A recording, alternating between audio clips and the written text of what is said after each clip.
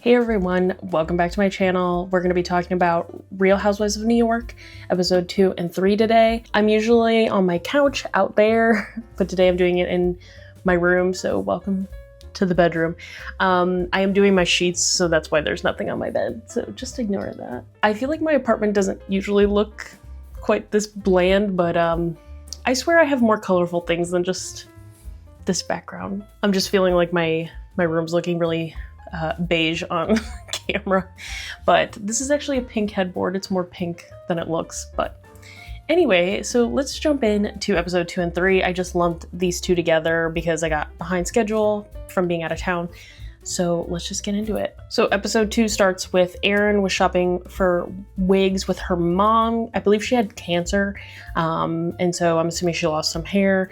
But they were trying on wigs and her mom came out showing off one of the wigs. And I legitimately was like, her mom looks exactly, I don't know if anybody else had this thought like I did.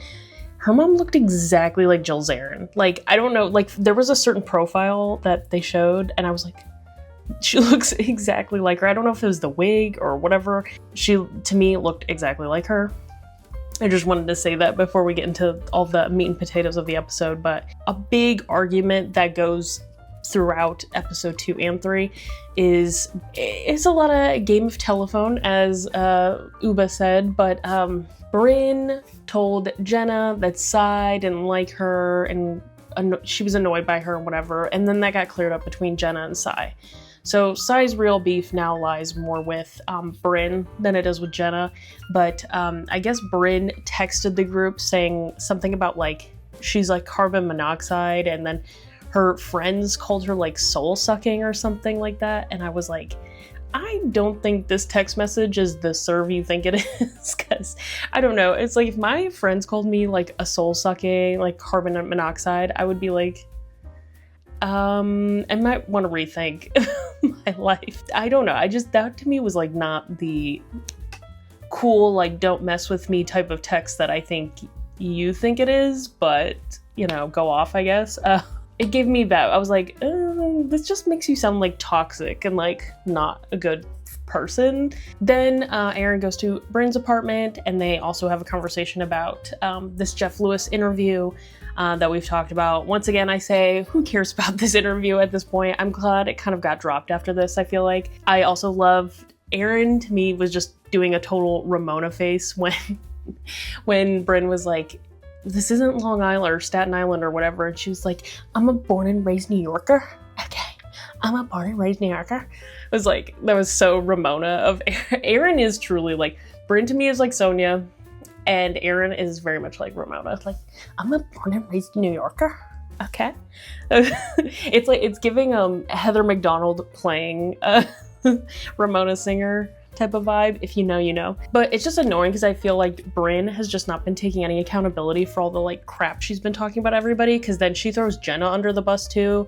She's just like throwing everybody under the bus except for like taking accountability for like the things she said. It's like, just admit that you were talking crap and like just move on. Just say sorry and move on. That's like not that big of a deal. We're gonna get to more of the arguments in episode 3. So hold on while we talk about Abe and Erin. So apparently the thrust of Abe and Erin's issues with each other are, I guess Abe went behind Erin's back and sold a bunch of Bitcoin that they had.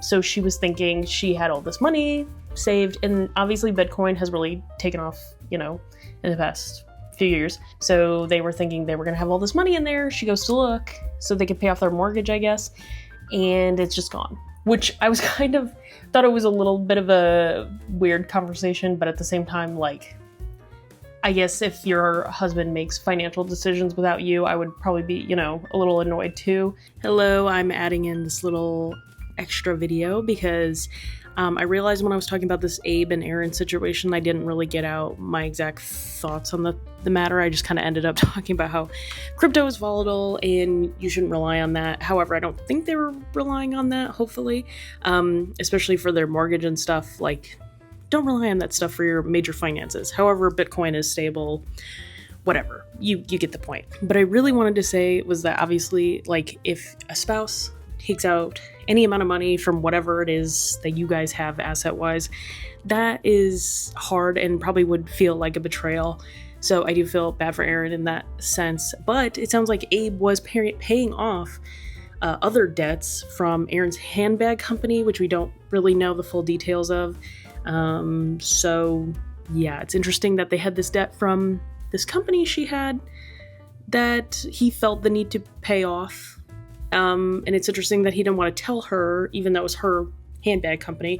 So I'm interested to know more about that. But yeah, that was kind of all I wanted to add in here because I didn't really get my thoughts out in the moment when I was making the video. So back to me. Then they kind of, Abe alluded to Erin having been flown around in private jets and being taken care of before they were together, which made me think, so Erin sugar baby confirmed? I don't, like, what were they alluding to?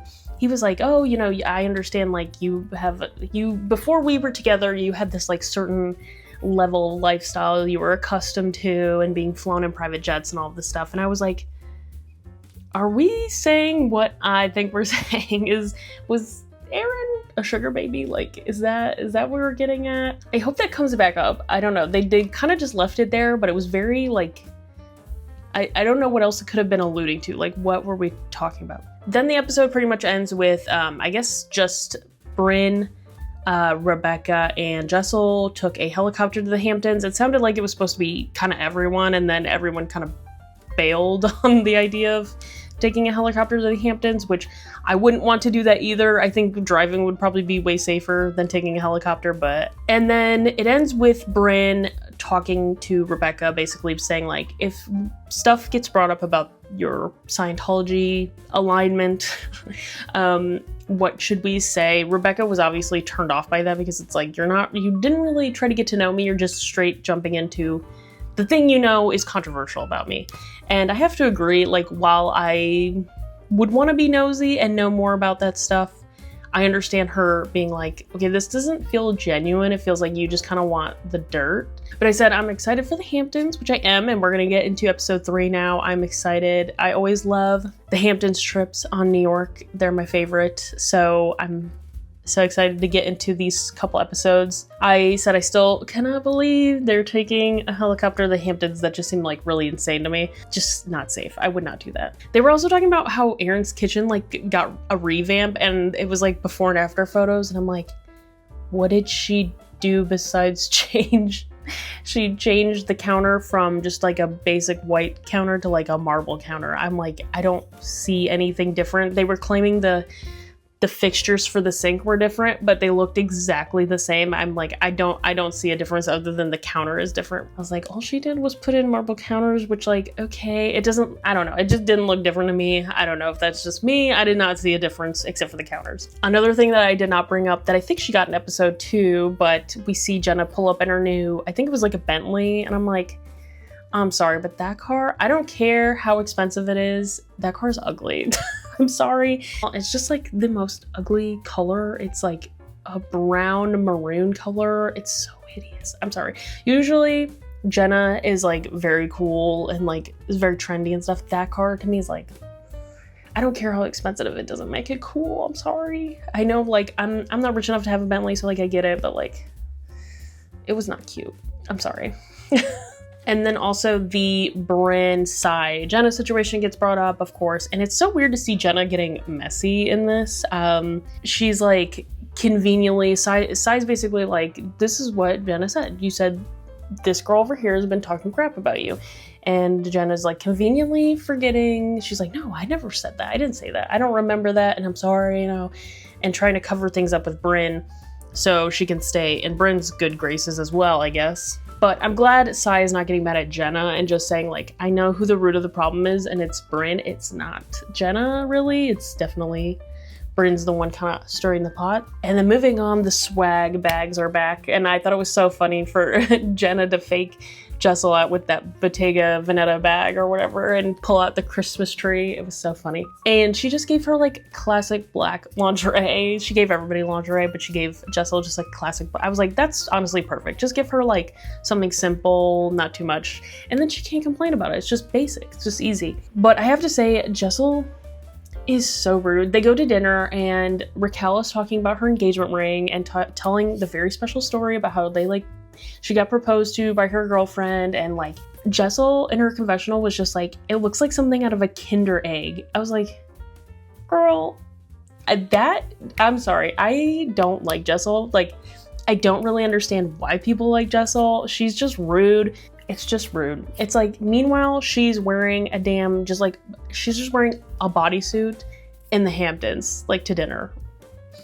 And she has the audacity to talk crap about Raquel's engagement ring. Like, sorry, nobody, like, you have probably literally she has one of the worst styles on the show, and yet she has the audacity to talk crap about how everybody else looks. No, especially an engagement ring, like, that's special. That's between Raquel and her fiance. Like, who cares? Nobody cares about your opinion. I'm sorry, Jessel, but it was so rude. Rebecca also is, we're learning a little bit more about her, and she's very odd. She's telling her story about how she came to New York and talking about losing her virginity at 16 because she made a deal with her parents that if she didn't do drugs, that they would give her birth control. I understand, like, I think a lot of young women get birth control from their parents, mostly because for menstruation purposes and things like that. However, the way she was telling the story made it seem like, okay, like, as long as you don't do drugs, we're fine with you having sex. I don't know if that's actually how her parents felt in the moment. I'm sure that's how Rebecca took it, because that's probably, as a 16-year-old, that's probably where her mind's at. I don't know if that's where her parents' mind was at, but it was a very odd story. And then she also said she had the bed frame still from when she lost her virginity. It was so odd. I was like, okay, this woman she's a little kooky, to say the least. Like, the very little we know about her, it's like, okay. And then while the Brynn situation has been a little bit swept over at this point, but Ubah is still bothered because she knows that is still not totally over this whole thing with Brynn. Like, she's annoyed that Brynn is talking crap, and Ubah's like, you guys are being pigeons, carrier pigeons, we're playing telephone, and is getting mad, and basically told Aaron and Jessel and Brynn that is still upset about this whole thing. And it's like, well, you don't want everybody else playing telephone, but yet you are continuing to play telephone because you're letting everybody know. It started out with, well, this is why I don't want to open up to you guys, because everything just gets spread around, to, well, Sai said this and she's still upset with you. And it's like, you're doing the exact thing that you're mad about everybody else doing, which is telling what everybody else is saying to the group. You're mad at exactly the same thing you're doing. You're just adding to the problem and making Brynn upset. More upset at Sai. And now you also, because you're getting in the dirt. You're getting in the weeds. I mean, I agree with what Ubah is saying, but like, you're kind of doing the same thing that you're mad at everybody else for doing. So, and I thought it was so funny. I'm going to end it on when they were arguing at breakfast about this whole carrier pigeon thing. And Sai immediately being like, pineapple. And Ubah she just dropped it. She's like, immediately like, stop. And she was like, see, it works. It's weird, but it works. The safe word. So that was all I had for my notes. It seems like we are seeing the thrust of the Brynn and Ubah situation. I think this is probably just going to keep spiraling out of control, and that is probably why Ubah and Brynn, I would assume, argue probably through the rest of the season because of this whole telephone game. So we will see. So thanks for watching, and I'll see you next time. Bye!